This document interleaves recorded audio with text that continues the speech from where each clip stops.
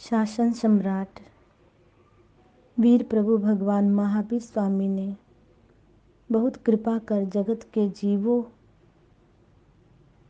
एवं जीवों को उपदेश दिया।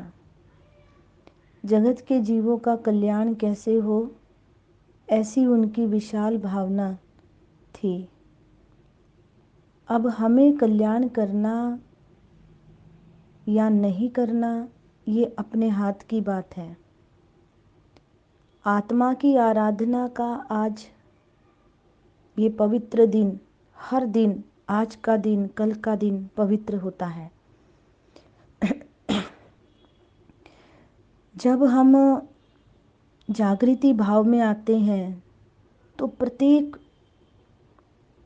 मन के प्रत्येक कण कण में एक सुनहरा अवसर जागृत होता हुआ नजर आता है। कहा गया है कि धरती कब हंसती है? जब मनुष्य जमीन नाप कर कहता है कि मैं इतनी जमीन का मालिक हो गया, तो धरती हंसती है। ये चिंतनशील आत्माओं के वाक्य हैं कि धरती कब हंसती है। धरती कब हंसती है? जब मनुष्य जमीन नाप कर कहता है कि मैं इतनी जमीन का मालिक हो गया, तो धरती हंसती है और कहती है कि मेरे बच्चे, तूने गलत नापा है, तू इतनी जमीन का मालिक नहीं है, वरन अंतिम समय में जितनी जमीन पर तेरा शव, तेरा शरीर लेटा होगा, तू उतनी ही जमीन का मालिक है। देश के एक हिस्से का नाम है कन्याकुमारी, आपको पता ही होगा। कन्याकुमारी शब्द कहता है, गौर करना, कि जो कन्याकुमारी शब्द है वह कहता है कि धरती ने कभी किसी को अपना पति माना ही नहीं, क्योंकि इसका नाम ही कन्याकुमारी है। संसार और आध्यात्म में फर्क है, हमेशा याद रखना धर्म प्रेमी बंधुओं। संसार और आध्यात्म में फर्क है। बताना चाहूँगी वीतराग भगवान के श्री चरणों में भावों से वंदन करती हुई कि संसार और आध्यात्म में फर्क है। संसार कहता है कि जो आज दोस्त हैं, मित्र हैं, वह कल दुश्मन हो सकता है, इसलिए अविश्वास बनाए रखो। और आध्यात्म कहता है कि जो आज दुश्मन है वह कल मित्र हो सकता है, इसलिए विश्वास के द्वार खुले रखो।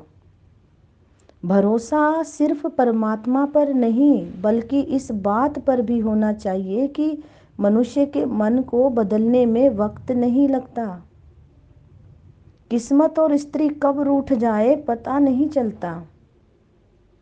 प्रत्येक आत्मा को प्रत्येक कदम, प्रत्येक स्टेप उठा करके ये सोचना है कि मैं सम्यक मार्ग पर रख रहा हूँ या असम्यक मार्ग पर।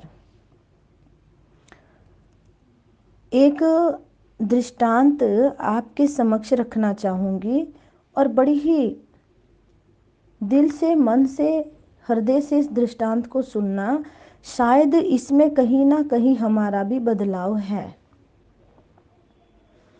सुनने का अर्थ तभी हमारे जीवन में सार्थक होता है जब हम उस पे विचारशील आत्मा बने, सुने हुए को गुंथे, मंथन करें और उसमें से अपना चिंतन निकालें कि अपना चिंतन, अपना मटेरियल क्या है, अपना लॉजिक क्या है। एक जैन था, उसके कर्म उदय के कारण बहुत दुखी था। पेट भर लेने जितना भी नहीं मिलता था, ना अन्न ना धन। गांव में कोई काम भी देता नहीं था उसे। तब विचार किया, ये गांव छोड़कर दूसरे गांव जाऊं, तो कोई काम मिले तो मेरी रोजी रोटी चलेगी। ये विचार कर वह वणिक एक गांव में आया। वह गांव चोरों का गांव था। उसने सोचा यहाँ छोटी सी नमक मिर्च बेचकर भी मेरा काम चलेगा। ऐसा सोचकर वह चोरों का गांव था तो वे भी बस गया वहीं पर। उसे ऐसा विचार नहीं आया कि किसी और गांव में अच्छी बस्ती हो वहां जाऊं। इस चोर के गांव में रहूंगा तो चोरी का पैसा मिलेगा। इससे मेरी बुद्धि कैसी भ्रष्ट हो जाएगी। उसने कुछ नहीं सोचा। चोरों ने भी विचार किया, ये बनिया अपने गांव में बस गया तो ठीक हुआ, अपने को सामान लेने दूसरे गांव नहीं जाना पड़ेगा। चोरों ने भी अपना फायदा सोचा। इस बनिए की दुकान बराबर चल रही है। जैसे जैसे लाभ बढ़ता गया वैसे वैसे लोभ भी बढ़ता गया। भगवान कहते हैं, जहां लाहो तहां लोहो, लाहा लोहो पवड्डई। पाप का उदय था इसलिए ऐसे गांव में आया, परंतु उसका भविष्य उज्जवल था। मन में रोज भावना होती उसके, मेरी आत्मा का क्या होगा।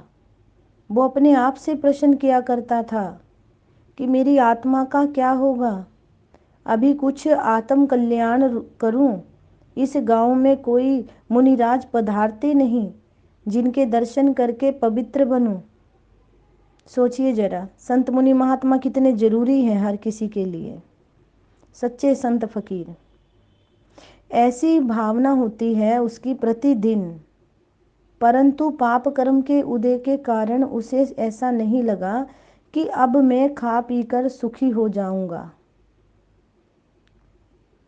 सुखी हो गया हूँ, ऐसा उसको नहीं लगा। तो किसी दूसरे अच्छे गांव में चला जाऊं। इस तरह उस गांव में 2 5 नहीं 10,000 रुपये कमाए। पास में कुछ भी नहीं था, परंतु अब घर बसा दिया।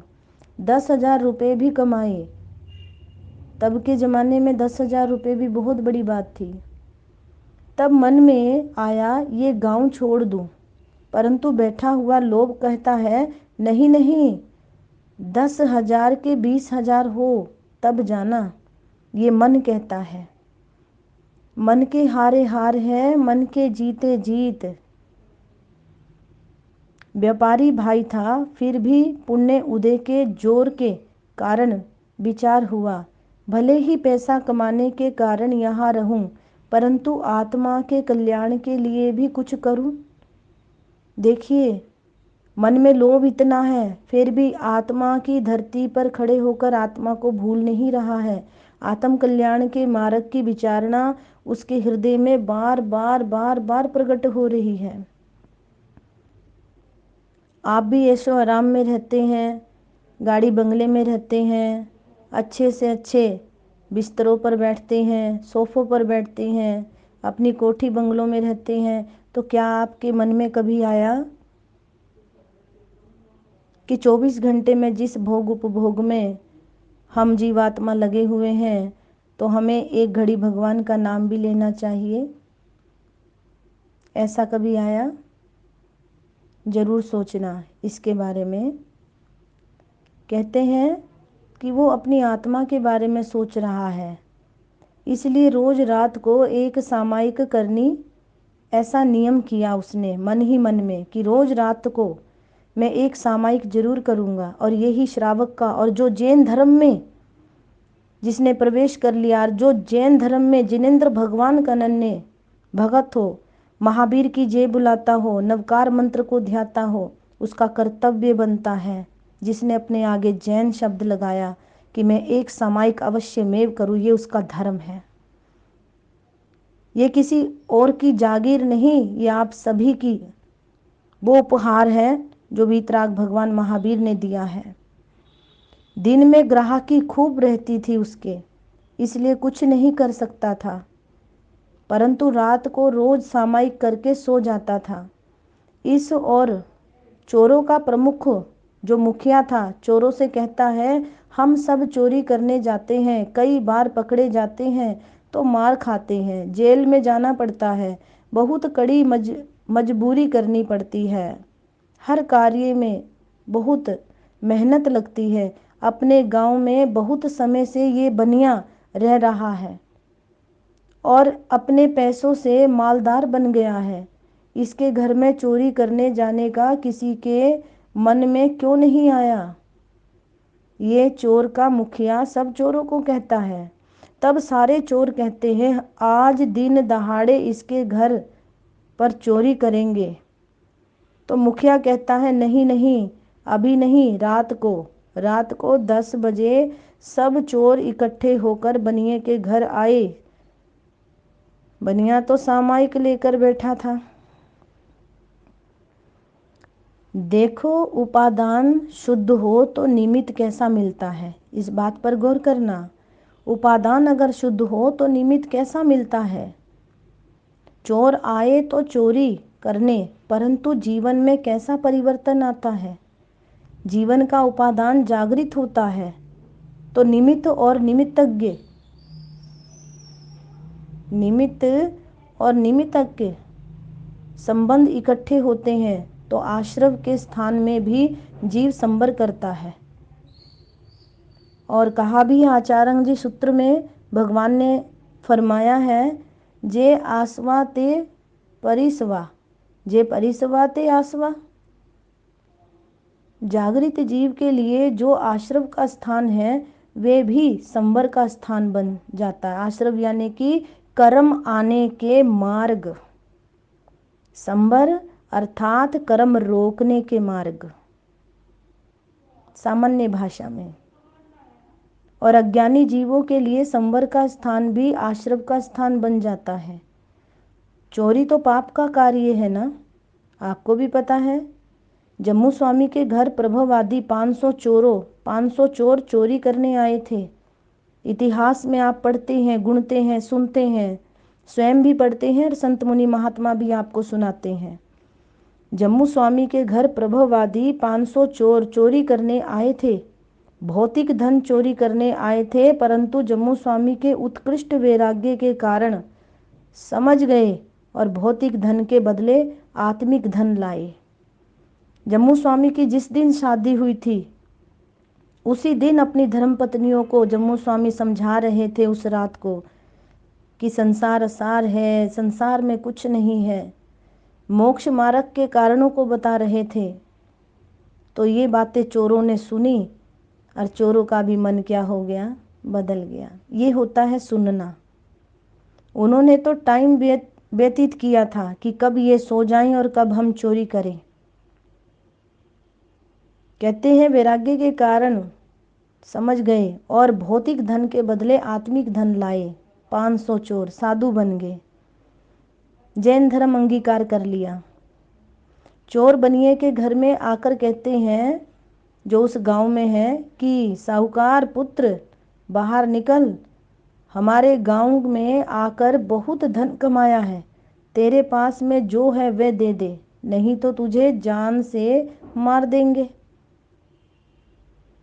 तो मैं कहना चाहूँगी, हे देवानुप्रियो, देवताओं को प्रिय लगने वाले भवी जीवों, अगर आप उस जगह हो तो क्या करोगे? आपसे पूछ रही हूँ, आप जहाँ जहाँ बैठ करके प्रवचन सुन रहे हैं, एक बार अपने मन में चिंतन करना, अगर उस बनिए की जगह अगर आप होते तो क्या करते? घबरा जाते, सिट्टी बिट्टी गुम हो जाती। सब हंसते हैं, मुझे पता आप मुस्कुरा रहे हैं सब। यह बनिया घबराया नहीं, अच्छा श्रावक था, मन में धर्म था, जो होना है सो होगा ऐसा विचार कर रहा है। ऐसा विचार कर वह तो शुद्ध भाव से नवकार गिनता है, महामंत्र को जपने लगा। शुद्ध भाव से श्रद्धा पूर्वक नवकार करते हैं, करते हो? वो कर रहा है, उसकी आत्मा कर रही है। तीर्थंकर और उत्कृष्ट हो तो 170 तीर्थंकर को नमो अरिहंताणम कहते हैं, कहते ही नमस्कार होती है। और जगन्य 2 करोड़ केवली उत्कृष्ट 9 करोड़ केवली को नमस्कार होता है। नमो सिद्धानम कहते ही वनस्पति छोड़ करके 23 दंडक के जीवों से अनंत गुणा अधिक सिद्ध भगवान के जीव हैं, उनको और नमो आर्याणम, नमो बुझायणम, नमो लोये सब साहुनम कहते हो। जगन्य 2000 करोड़ साधु साध्वी और उत्कृष्ट 9000 करोड़ साधु साध्वी को नमस्कार हो गया। समझो कितना लाभ हुआ, सोचो।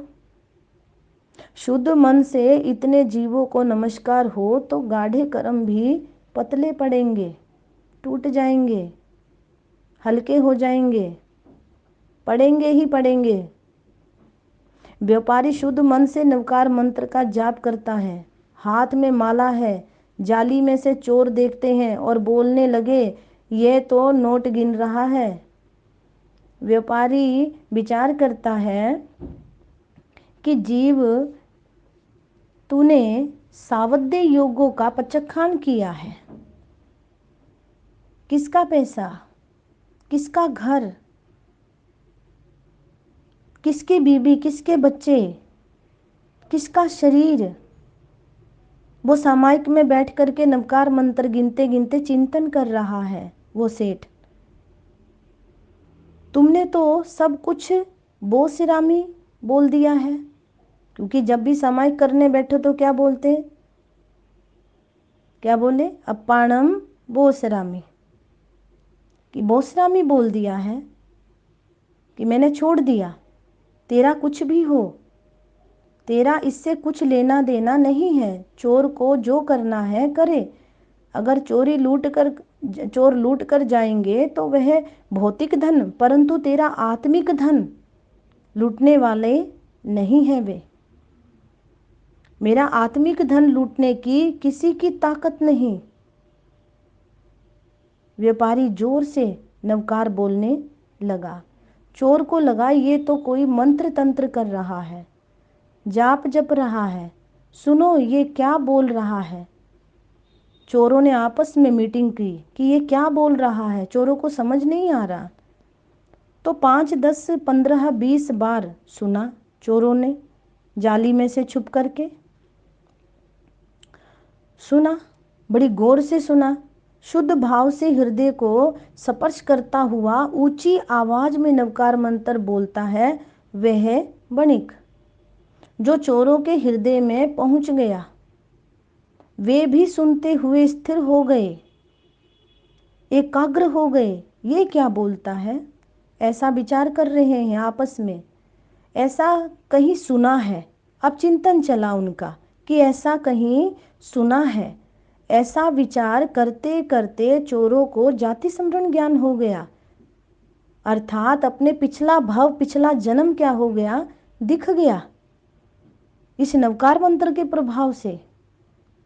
पहले स्वयं क्या थे वह देखा कि हम पहले चोर से पहले क्या थे अपने जन्म में। अहो अब पश्चाताप आया, अहो पूर्व भव में हमने भी श्रावक धर्म पाला था, परंतु अंतिम समय में धर्म की विराधना की, इसलिए इस भव में चोर बने। जो धर्म से गद्दारी करता है, संघ से गद्दारी करता है, वो चोर बनते हैं। हम इसलिए इस भव में चोर बने, विराधना की, इसीलिए ऐसा पश्चाताप की अग्नि सुलगी। हे जीव तेरा स्वरूप क्या है, वो चिंतन कर रहे हैं। और तूने क्या किया, चोर सोच रहे हैं, कितने अनर्थ किए, कितनों को लूटा। ऐसा पश्चाताप करते करते भाव चरित्र आया और 8वें गुण स्थान में पहुंच गए। सपक श्रेणी से 13वें गुण स्थान में पहुंच गए और केवल ज्ञान प्राप्त कर लिया। जय हो, केवल ज्ञान प्राप्त कर गए। भौतिक लक्ष्मी और प्राप्त कर ली आत्मिक लक्ष्मी। गए थे भौतिक लक्ष्मी प्राप्त करने, पर प्राप्त क्या हुई? आत्म लक्ष्मी। देवता केवल ज्ञान का उत्सव मनाने आए। बनिए की सामायिक पूरी हुई। केवलियों का उत्सव देख करके उत्सव मनाने आए और केवलियों का उत्सव देख करके मन में आनंद हुआ उसको, और साथ में खेद हुआ। चोरों ने चोरी करने आए चोर नवकार मंत्र मेरे मुख से सुन करके केवल ज्ञान को प्राप्त हुए, ऐसा वो सोच रही हैं बनिया, और मैं ऐसा ही रह गया। कई बार ऐसा होता है कि गुरु छद्मस्त ही रह जाते हैं और शिष्य केवल ज्ञान को प्राप्त कर लेते हैं। इतिहास में ऐसी वार्ताएं हैं। जब तक गुरु को मालूम नहीं होता कि शिष्य को केवल ज्ञान हो गया है, तब तक शिष्य गुरु का विनय करता है।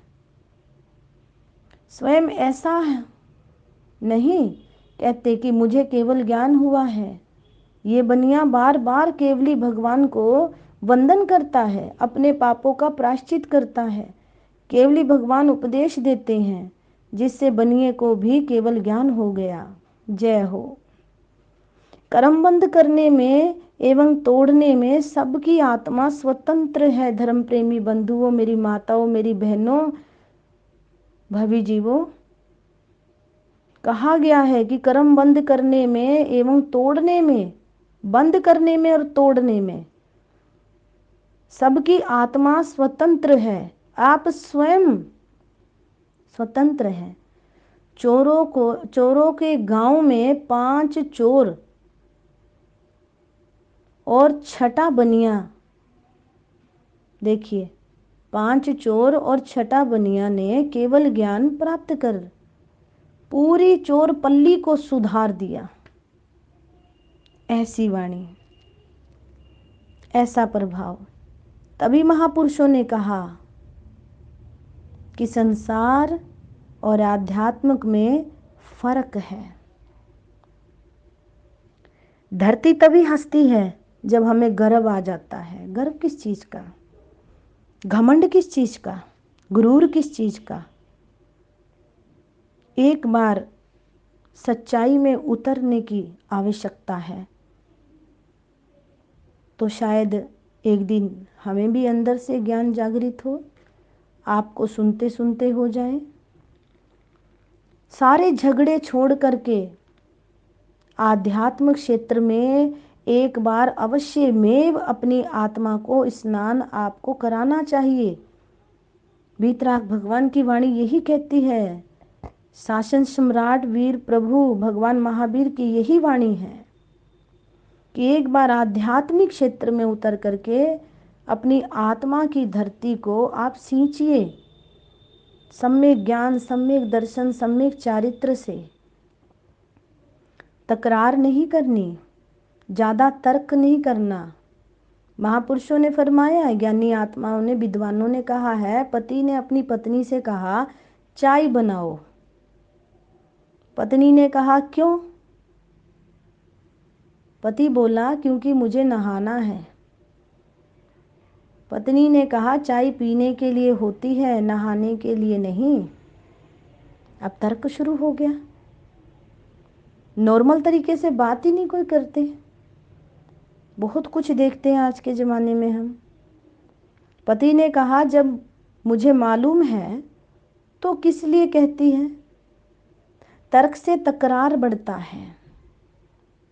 अतः तर्क ना करें, क्योंकि तर्क ही नरक है और समर्पण ही स्वर्ग है। हम बात बात में तर्क करने के आदी हो गए हैं। जीवात्मा हर बात में तर्क करती है, इसलिए हमारी जीवात्मा की खुशियों को नज़र से लग गई और लग जाती है, तब आप परेशान होते हैं।